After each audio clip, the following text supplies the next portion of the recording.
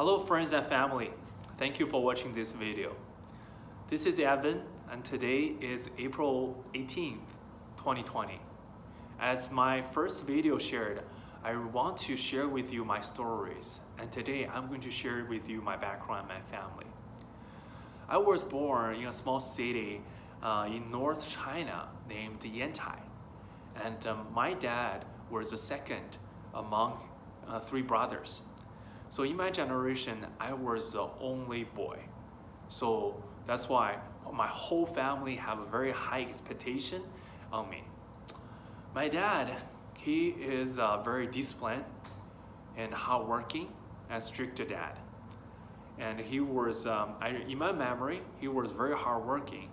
And when I was young, almost every weekend, I missed him because he was not home. He went to Qingdao, is 4 or 5 hours away to get his college degree. And he got his college degree when he was like 30 or 40 years old. I didn't remember how old was him, but after 30. And as a very hardworking dad, he always have this high expectation on me because I'm the only boy, and he always challenged me. Not only he challenged me a lot during I was very young, and he has already a lot of plans on me. When I was young, I already knew which middle school and which high school I will go. It doesn't matter if I was good enough or not, and he has already his plan. And if I stayed at the hometown, I would know which college I would go. And after college, I would not need to worry about a job because he will be able to find me a job. I don't know about a wife, right? So during this, family background, and with this strict dad, I growing up, and when I was 15 years old, I started to ask my question. The question was, what is the purpose for my life? And what I'm going to do. Since my dad has already planned out my life, should I just keep his plan? Should I just walk like that? So I had that question when I was 15, and that made me very weird and different. And I started doubting a lot of things I was thinking, and even though I didn't share with my parents or friends, and I remember I went to the hospital to find a mental doctor to share with him my thoughts and my struggle. And I asked him, what is the purpose for our lives? As a mental doctor, of course he didn't answer me. He has no answer, but he gave me a lot of pills. I used my own money to buy all those pills to eat, and sometimes it made me happy. A lot of times made me feel really bad. And after 3 or 4 months, I stopped taking the pills, and I come back again, really facing this question: what is the purpose of my life? As a 15-year-old, I was thinking, and I got an answer. And I believe many of you must ask this question before.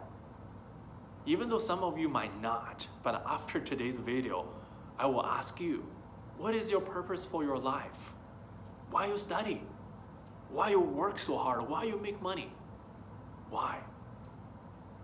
And you may not have answer, but for those people who have answer, and I believe, I know that your answers will drive your life. Your life will never be the same again. And for me, I got an answer. I got an answer when I was 15. The answer was, man's life has no meaning, no purpose. Think about it. What does man's life look like?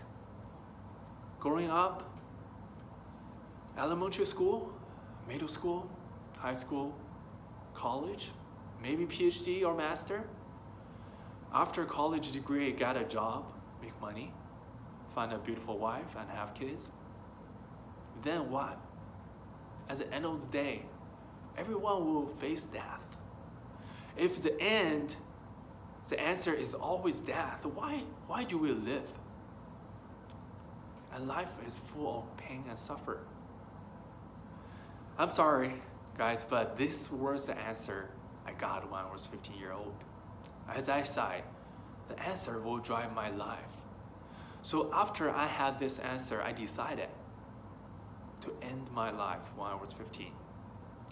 I remember after I decided, I didn't have much knowledge about death, but I was remember from the movie, the sleeping pills could kill people, and also without pain.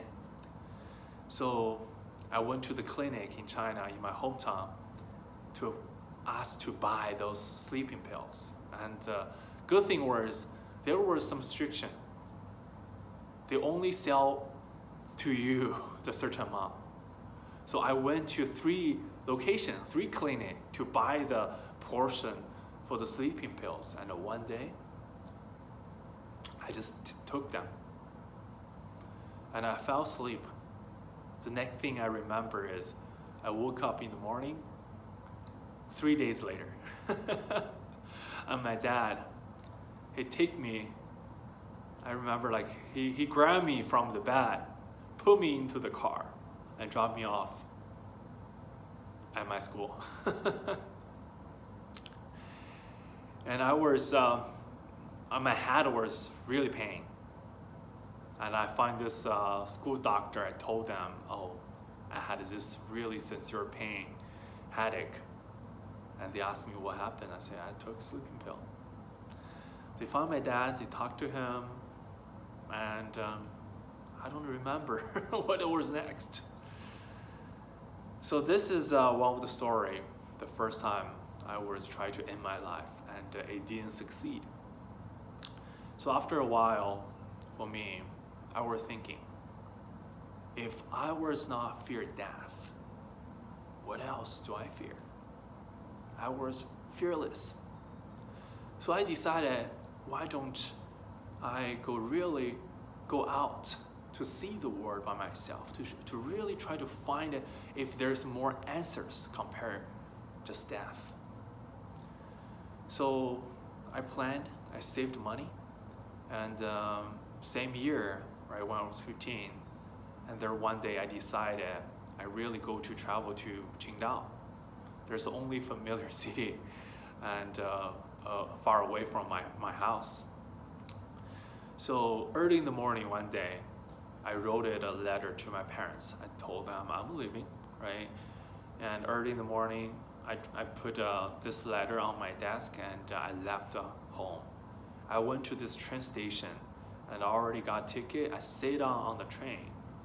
I remember very clear, about 8 minutes for this train going to set out, and my dad got on the train. I was surprised. And he sat down in front of me, the seat, and with this awkward smile, he asked me, oh, where do you want to go? Do you want to travel? I would like to go with you.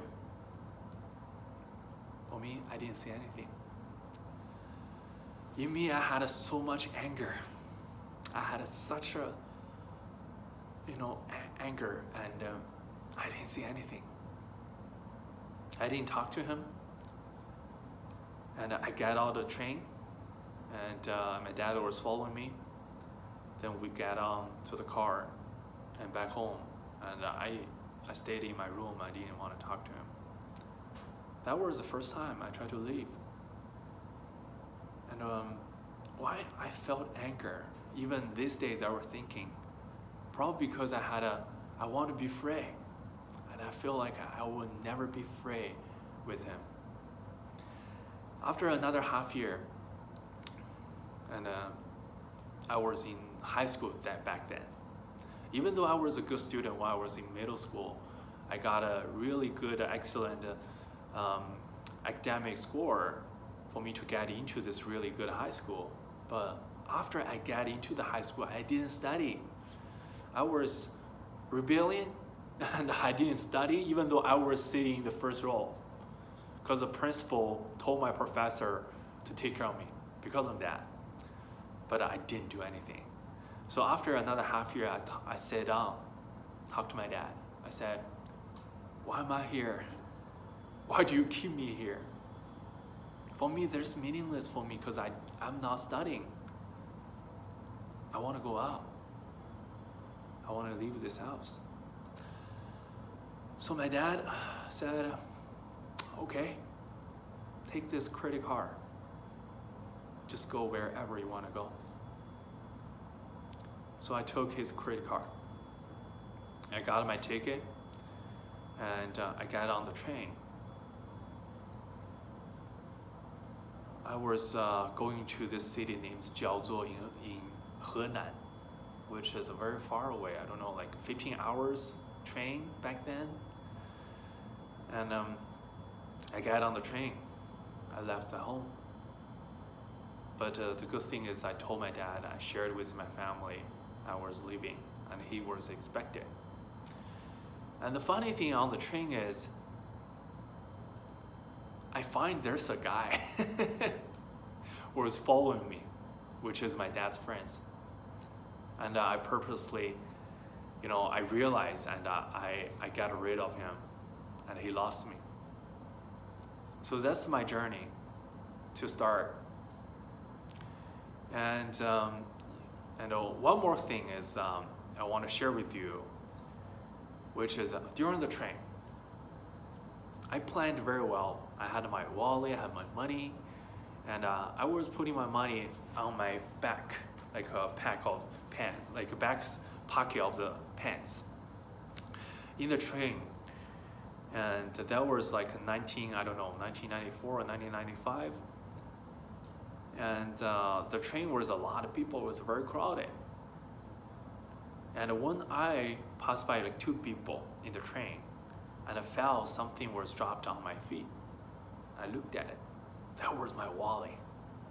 And it looked like the people were there. They were thief. They're trying to steal my wallet. But luckily, I didn't lose it. Can you imagine if a young boy, 16 years old, lost all the money, and without no phone, there's no cell phone. How's the life gonna be? And so thank you.